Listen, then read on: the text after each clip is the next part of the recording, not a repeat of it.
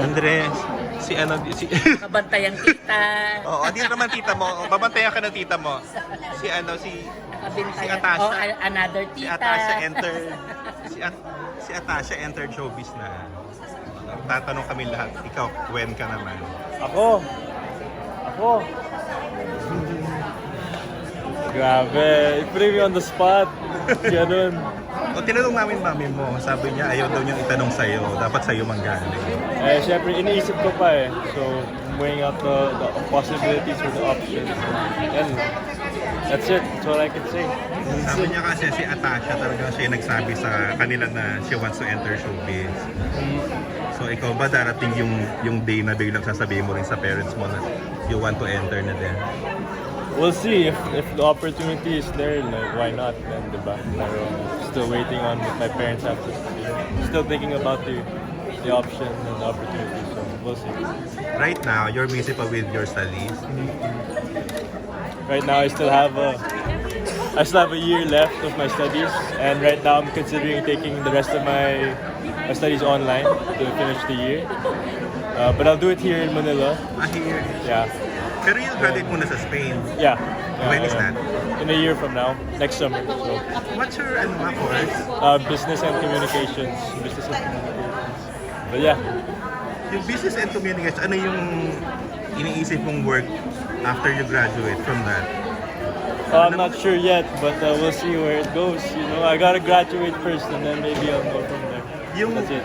Yung online mo here na sa Philippines, Yeah. anong reaction mo nung nalaman mong papasok na sa showbiz si Atasha? Well, I was happy, very, very happy for her. You know, I've known for a while that she wanted to pursue this, and that's really her dream talaga. So I'm just really happy for her, and you know, we'll always support her. Yan lang. Tapos, how do you feel, Andres, na wala ka naman sa showbiz, pero grabe, crush ka ng bayan, ang dami may gusto mag-showbiz ka, ang dami may crush sa'yo. Well, you know, of course, I appreciate the love. You know, I appreciate the love a lot. Thank you. You know, it's a lot of love, but I don't know. I got that from my dad, I guess, Yes. and my mom. So, Sabi pa ng love mo, mas mabait ka kasi sa kanya. Sabi niya, di ba nung Monday? depende, pero we'll see. Paano depende? Depende yung mabait. Ha? Kailan ka mabait at kailan ka hindi mabait? I don't know. Hindi, since you grew up naman in showbiz, medyo you're used to it naman din, o the attention. Yeah, maybe not really, I don't know, you know. But yeah, given that who they are, you know, I sort of understand the gist of it. Pero, who knows? Tapos, I saw your TikTok na yung sumasayaw-sayaw ka, Andre. I saw your TikTok na sumasayaw-sayaw ka sa court. Manager. Sorry, what? Thank you, Dad. Stage I saw your TikTok na sumasayaw ka. Ang cute yung sa may parang sa court. Sa basketball court. Oh, yeah. Parang pwede ka rin showbiz talaga. Sasayaw-sayaw. Oh no, it's because I love to dance, you know. It's, I learned it from my mom and my dad, so I just love to move, I love to dance. Pero you dance. Yeah, kaya ko talaga mag-dance. You sing then. You can sing. Honestly, parang hindi nga eh. Hindi ko kaya pumansa. It's kind of weird na si Atasha, gusto ng artista. Pero ikaw gusto interviewin ng mga tao. Sa'yo nagpapapicture. Kasi nagkakagulo. Di ba? Yeah. I don't know. Paano lumaki na ang mga parents mo ay showbiz royalty? Ha? Paano mabuhay, paano maging isang Andres na ang parents mo ay showbiz royalty? Honestly, it feels normal lang. You know, I never really saw them na showbiz talaga. I always just saw them as my parents, and that's really how it was. I grew up normally lang. Parang sabi ni Charlene Ma'am mo, parang nabalanse, parang nasa Batangas kayo nakatira. Yeah. Out of showbiz, tapos mag-aaral sa BGC. Yeah, so we grew up in Batangas, probinsya, you know, so we just grew up playing outdoors a lot, outside, away from technology. So, Ang kahit sa cellphone, di ba? yeah. Like, growing up, I got my first cell phone grade 9, end of grade 9, first year high school. So I always just grew up playing sports, you know, playing outside, biking, hiking, doing things like that. Yan lang. Anong favorite sports mo? Huh? Anong favorite sports mo? Basketball talaga, basketball. Yeah. So that's my favorite. Ah. Yeah, that's my favorite talaga, basketball. Almost every day I play basketball. Yan ang hilig ko dream mo talaga. ba to play professionally? May ganun ka bang dream? No. I love basketball pero I know reality. Yes. Yeah, I'm not that good. Pero You watch hilig ko FIBA, talaga. di ba? Yeah, so I watch almost a lot of the games. So, Yes. So, reality, no? Yeah, Alam yeah, natin yeah. yung reality. Yeah. Kaya mag-showbiz ka na lang. Aware ka ba na with that? Ano, mag-showbiz ka ba? Oo, I don't know, i-push iniisip ko pa. I don't know, we'll see. We will see. Ano, ang dami yung sa showbiz kung tutusin, di ba? The size of the mulak. Yeah. Oo, Yeah, talagang yeah. i-trans in the blood. Yeah, it runs in the family for sure, pero, you know, we're still thinking about it. Then, if the opportunity is there, then why not, di ba? Tapos may mga Pero- naninit ka rin ng mga taga-showbiz, di ba? Like nabanggit ni Andrea Bernates, you met her na, di ba?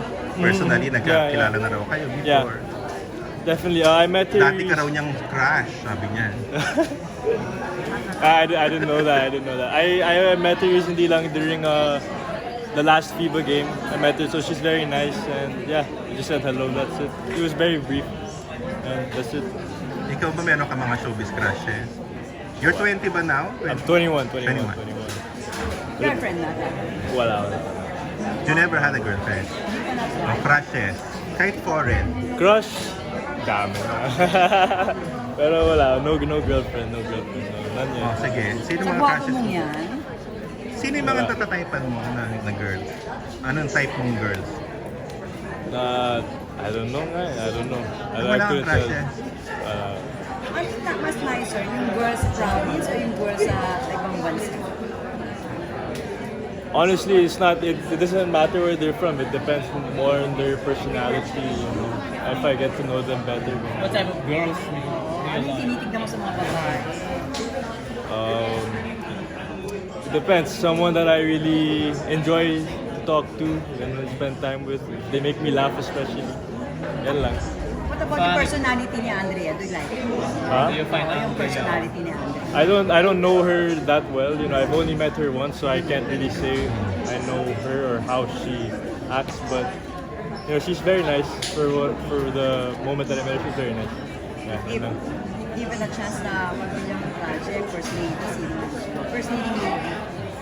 I mean, that's if I decide to enter show business, diba? Like, if the opportunity is there to work, then why not? Pero, Yung mga friends ka na ba sa showbiz? but yeah, a little bit. Si Gray, I play basketball with He's Gray. in New York, di ba? Yeah, but he's in New York now. I play basketball with Gray. Pogi rin ni Yeah. Gray. Hernandez. Yeah. Benj Pangalingan, singer siya na the brother of yun, diba? Don. Yeah. That's pretty much it. What Yun about lang. your relatives, the mulaks? Oh, sila Andoy, and yeah, Sandro. Yeah, I'm friends with them too. I am about to start playing basketball then with Andoy Mulak, so yan lang. Kanino ka pinaka-close na cousin mo? Siguro si Andoy. Yeah. Kasi medyo magkaedad kayo. Ano? Oh, Anong ini-enjoy niyo ni Ando? basketball. Akala ko girls na. Basketball talaga. May hindi sa Basketball. basketball. Basketball talaga. Kanina parang stage father si ano, aga. Sa tingin mo, Ha? sa tingin mo magiging stage father si aga kapag nag-artist. Parang hindi nga eh. Parang hindi. Parang hindi. Yeah. So how do you find it yung interest na na-dethrone sa'yo? How do you find it? Is it Na- okay for you? Na yung what? Yung attention being given to you in America? Yes, I mean it's okay naman. Like right now, if you see this daming cameras dito just eh. like this, Yeah. Pero I guess yun talaga, diba? So, yeah. So I'm okay with it naman. Yeah. Yeah. Kamusta Ba na Andres to ano? mag-host ng isang dancing show? Huh? Aware ka na naging host si Yeah, of course, I know. That's why I get my dance moves from her. That's why, yeah. And a little bit of that. But yeah. Pero ano favorite movie mo ni Daddy? Ooh, siguro Forever. With Mikey. Yeah. Hinilig ka. Yeah, bit. At saka yung movie niyan, kasama ni si Regine. Yeah, oo, ganda rin nun. Yeah. Yes, yeah. Nanonood ka ng local film. Huh? Nanonood ka pala ng local film. A little bit, but not really. More so on my dad's films. Pero may familiar ka rin sa mga local stars natin. Yeah. Paano? Yeah, a little bit. Not too much, to be honest, but a little bit. I know the good ones. The big stars, I guess. Like, Sino yung sikat na yun? Sila like Donnie. I went to Bell. Brent with Donnie. So yeah. But your dad was much bigger than them. Dad, your During his time. Nuna, Child Superstar, lola mo si Amalia, Movie Queen. Yeah. Parang hindi, ang layo pa nila compared to them. Yeah. hindi naman niya naabutan. Yeah, di ka na Parang hindi ka na-expose talaga na di ba? Protective ba? Super. Yeah. I'm her brother talaga, so I'm like her first wall talaga, first barrier, you know. So if there's someone there, they have to go through me lagi, you know. Yeah. So meron naman mga umakyat ng ligaw. Huh? May mga umakyat na ng ligaw. Tapos in-screen mo muna, ganun. Dadaan muna sa'yo. Yeah, they have to go through me talaga. May pag-go-see ka, ganun. Yeah, I have to say talaga. I have to say. But yeah, yan lang. Pero meron na ba? Huh? Meron na siya. Nagkakaroon kaya Tasha na dumaan sa'yo. No, kasi they're scared of me. Talaga ba? Kasi takas mo. Yeah. Kaya nga. Tasha. Kamusta Andres to live independently in Spain? Saya, super saya. That's the best part talaga about Because you can being do abroad. everything, wala yung parents, ganun. Not just that, pero like being able to walk to school every day, 30 minutes there, 30 minutes back, doing my laundry. Walk to school? Yeah, I walk to school every day. Why? Walking distance. And then actually Layo, like 40 minutes walk to go to school and then 40 minutes walk to go back. Maganda naman ng transport system ng Spain. Yeah, maganda din pero I really like to walk talaga. Especially in Madrid, yeah. The running, yeah. So I really like to walk. What's that? Nagtitipid ka for your allowance? Or, okay. Yeah. A certain amount lang. Yeah, pero super baba lang yung allowance natin. So I'll have to make the pid talaga. Even with my transportation, I really walk. Sa And bagay, then sabi nila si Aga nga raw, kuripot. Kuripot din ba siyang dad? Yeah. Saka groceries din, I have to really count it. Minsan din nga, I don't even have enough money to buy their food or something, so I'll count my coins minsan to go to the grocery. Yeah. Ganun. Mahal din kasi ng euro, no? Yeah, kaya nga eh. So, but yeah, I love being independent there because I You get do to your just- own laundry? Yeah, Like, do my own laundry, cook my own food.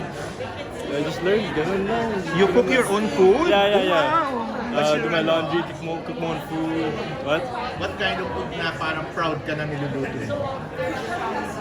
You cook adobo in Machado. Spain? Machado. wow. Pero chicken machado. Kasi I love chicken. Si Andrea mahusay din mag-group. Chicken lechon. Push mo yan. Oh yeah. Oh yeah. What else? You don't cook adobo? No. I usually just eat chicken and rice every day. Ganun lang. So you're a chicken guy. Yeah. Chicken and rice every day. Pero grilled chicken lang, super basic. Chicken and rice. Ano pa yung super in-enjoy mo sa Spain? The city talaga, the people are also very nice. And there's a lot of Filipinos din in Madrid. Okay. Which is very nice. Especially in the area that I live. I lived in Cuatro Caminos, which is known as like the Filipino neighborhood in Madrid. So there was a lot of Pinoys there, so it was nice. I was able to join basketball leagues with a lot of OFW workers then. Nice. Yeah. Oh, they Yeah. come up to you, pa-picture, gano'n. Yeah. So Cute naman. minsan, and then they would invite me nga to their restaurants, you know, like libreng pagkain Oh, minsan. free food. Yeah. So that's what I enjoyed about Spain also a lot. Ay, hindi ka naiirita sa mga Pinoy na malapit sa'yo kasi picture lang parang sa'yo kasi private moment mo yun pero okay lang sa'yo. No, of course it's okay. Like I never get upset, because I always appreciate it if someone takes time out of their day to come up to me. I'll always smile at them and Ang ganda ng PR give ni them Andres. yeah. But yeah. Spain? Parang roots mo, Spain. Yeah, because so my mother's side and the Mulak side also Spanish, yes. Ah, Spanish ba mula? Akala ko Yes, German. yes. Also Bonin talaga is from Spain. They're from Mallorca, which is an island in Spain. So Nice, Trace Mayor. mo na yeah. Fama de kaya Mayor. na-trace mo na. Di pa. You've been to Mallorca? I have not yet. But I have some Bonin family in Madrid. Sa So, bagay, yeah. parang sa isang interview sabi niya, later lang niya na-discover yung roots niya sa Spain. Yeah. So you're fluent in Spanish na? No. Habla Espanyol ka na? Sí, pero un poquito, no? Un poquito. Yeah. Uy, Andres, may sinasabi mo ako. Yeah. Yes, ma'am? Safe, ma'am. Ang sarap kausap na anak mo. May ma-PR siya. Kanina mo nakuha yan, Andres. Namana raw niya yung dancing skills mo, mami. Ah, talaga? Hindi, magaling sumayaw yan. Oh! Ano naman mo kay daddy? Sino gusto mo ka-partner? Oo nga, unfair. Yeah. Andres, if ever, maalupin kayo ng isang dance show, accept it. Sure, I mean, if the opportunity is there again, why not? I would love to work, but that's if ever lang. When are you going back to Spain? Oh, I'm not going back just yet. Yeah, online na ako dito. So, yeah. Maybe. Ayaw pa rin niya, Shirley. Gusto mo na may diploma bago mag-artista, tama? Yeah, for sure. They understand the importance of education, and so do I. So that has to come first, of course. But if the opportunities are there, then I can work my way around it as well. If ever. 1 year. One more year, yeah. Also, you're on your online phase now. Yeah, That's why you're here. Yeah. Tapos, are you going back there for your graduation or no na? Yes, I will go back for graduation. Yeah. Pressure ba na si Anasha graduate with honors? Yeah, but syempre, honors student siya. So, Bakit siya nauna? kasi UK is 3 years. tama. And then I go to an American university, which is 4 years. Yeah. So, yeah. UK nga pala siya. Yeah. Yun lang. So, yung pressure ha? Yung pressure. Ano po Medyo sa may pressure Andres? sa'yo, Yeah, Andres I'm feeling ha? the pressure right now, man. That's the thing. Medyo may... Okay naman ang grades. Ha? Okay naman ang grades. Yeah. I-honor ba ngayon? Hindi ko ganyan pala rin ang grades nila for honors. For honors, Wala pa naman. wala.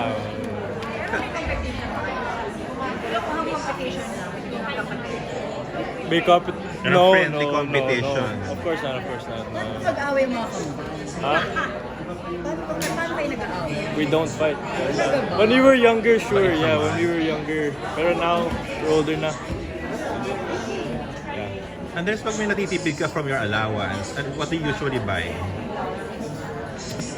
If I save long enough, Yeah. sapatos.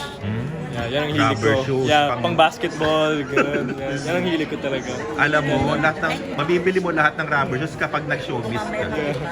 Bakit hindi pwede hingin nila kay daddy? Ha? Hindi nila kay daddy. Hindi siya mabili. papayag eh. Yeah, hindi siya papayag. You really have to save up. Yeah, we have to save talaga. Galing na naman, maganda rin yun. No? Yeah. Tinuturo na value sa inyo. Hindi kayo spoiled. Hindi kayo lumaking spoiled. No. We understand that we have to, if you want something or an item, ganun, really have to work for it talaga. It can't just be given to us. Yung last ko na lang, Andres, how's your relationship with Luigi? With what? Luigi? Oh, it's good. I love Luigi, man. It's still good. I just texted him last week na eh. And then I heard that he's opening a new restaurant in Poblacion. So happy for him with that. And yeah. Pamangkin, sir. Oh yeah, these kids good din. I see them once in a while. But last time I saw them was last December. Yeah. Speaking of poblasyon, do you Mahilig ka ba mag-gimmick? You go out? No, do you pobla? Do you No, pobla? I don't obla. You don't? No, I don't. Hindi ka mag-gimmick? No. I rather was this basketball talaga. Yan, that's my life talaga. That's where I have fun. And all my friends know that too. Yeah. Oy, Andres, as for your last message, kasi meron ka talaga mga fans na sa'yo, tumututok sa'yo, ini-stalk ka sa IG and all that. Oo, may sarili kayong fan, may sarili silang gumagawa ng sarili account, di ba, sa Instagram and all that. Yeah. Oh, anong message mo to them? For all those fans and the fan accounts and all, like I thank you guys so much. Thank you for your support. You know, it's really appreciated. I'm not really on social media so much. Usually in a week I don't really check my social media, but when I do and when I get the chance to see what you guys have to say or what the content that you guys make about me, I really appreciate it. You know, and I really just want to say thank you. And that's all. See you soon. See you soon! And yeah, siguro I'll see you soon, diba? Yeah.